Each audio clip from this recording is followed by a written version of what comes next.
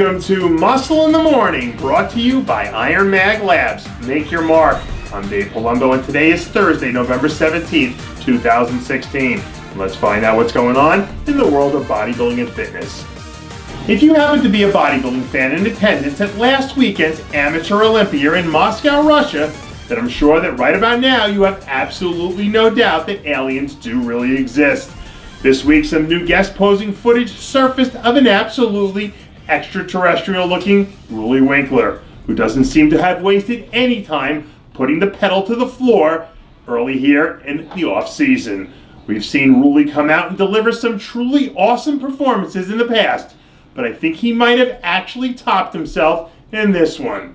When this guy is at the top of his game, he's capable of bringing a look that is truly something you've got to see in person to believe. And just as a true fan of the sport, as I am, I'm still holding out hope that the best of Roelly Winkler is still yet to come.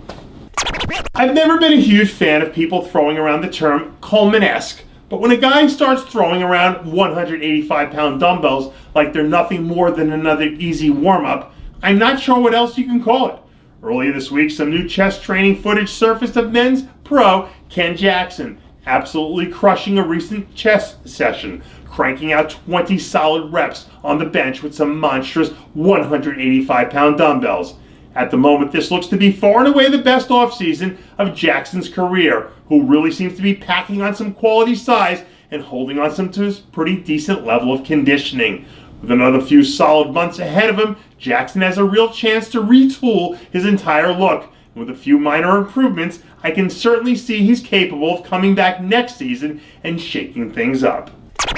A few weeks removed from making his season debut at the Ferrigno Legacy Classic, enigmatic men's open contender Branden Ray seems to be dialing things in. After showing up and essentially eliminating himself from contention back at the Ferrigno, Ray seems to have gotten his mojo back and really started to turn things up a few notches. New progress photos released this week show a much sharper Ray, who doesn't seem to be quite done with his contest season just yet. Up to this point in his career, Ray's Achilles heel has always been his inability to deliver that lights-out conditioning on the day of the show. But with a few events still remaining on the IFBB calendar, he has a chance to come out and show the world what he's capable of. I've always said that a 100% Branden Ray would be a very tough man to beat, and once that guy shows up, we'll finally get a chance to see if my prediction holds true. A few weeks after delivering his first top 10 performance of the season, our old friend Brad Rowe seems to be hitting his post-show rebound in stride. This week, Rowe released his first set of post-show progress photos showing off a very crisp-looking physique that's already managed to pack on 20 solid pounds. Back at the Ferrigno, Rowe put together his best look of the season, and slowly but surely he seems to be continuing to add new wrinkles to his game and turn himself into a much more well-rounded athlete. From the front and side, Rowe has what it takes to hold his own in just about any show he decides to enter.